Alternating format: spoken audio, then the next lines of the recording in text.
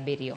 Kawadhi nyime ni obila kawuono kao ting' mar geng'o rowere kik chopi kata kik chokre kendo kik yud thuolo mar bago ng'anyo mar nane mae gichano bago kawuono. Obila ne oketo roadblock mag geng'o nyamburko mating'o jowuoth kik donje e chuny boma ma Nairobi ka jowuoth moko ne ochuno ni nyaka wuoth mana gi tiendgi e chopo wuodhegi. Kaka jafwambo mar Eric Owenga lero, kwan obila ne oket mathoth e apeyni ma Nairobi kod gwenge mamoko ma ng'anyo thoro timore.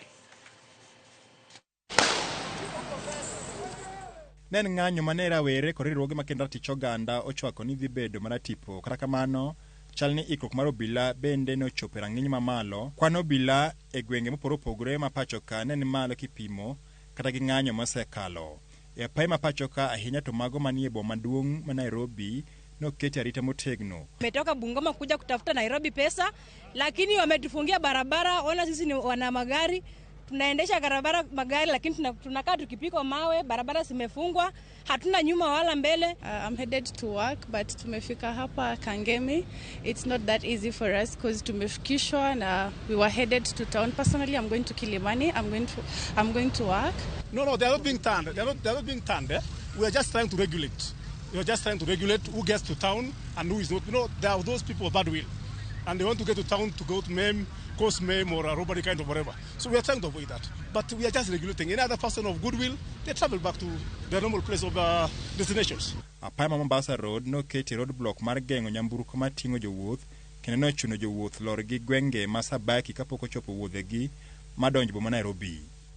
Kutoka hapa mpaka mali naenda inachukua almost 2 hours kama natembea mguu.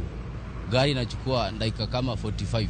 Jogo manen kod nyamburko mag giwegi bende nogo peksen kapok noyiengi kadho roadblock mar obila.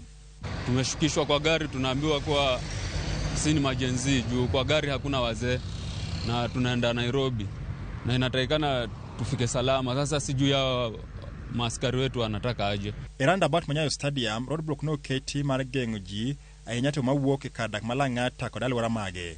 E apaya ma Thika super highway machiegni kod paw tuke ma Kasarani, obila noketo roadblock mar geng'o jong'anyo kik yud yo mar donjo e chuny boma Nairobi. Roadblock mamoko nomedi apaya no kaka ne sa medo sudo. Mano bende kane chal e kadak Mangara kama joriemb nyamburko nobede kod kinde matek mar chopo wuodhegi. Jowuoth bende ne chuno ni giwuoth gi tiendgi bang' kane otam geche ma gikadho.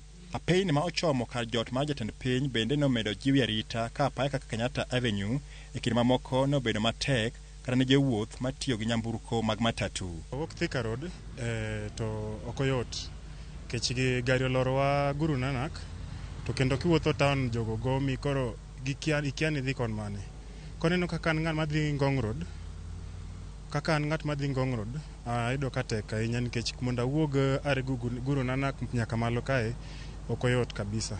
Koro en mana otek. Kata kodok on jang'anyo nyoikre kendo opango ng'anyo diche ma kawuono, obila ma Nairobi nokayo lagi kendo keto kenge mano ni onge jang'anyo mane jachopo e chuny boma Nairobi. Karo duto ne giloro. Eric Owenga, Ramogi TV.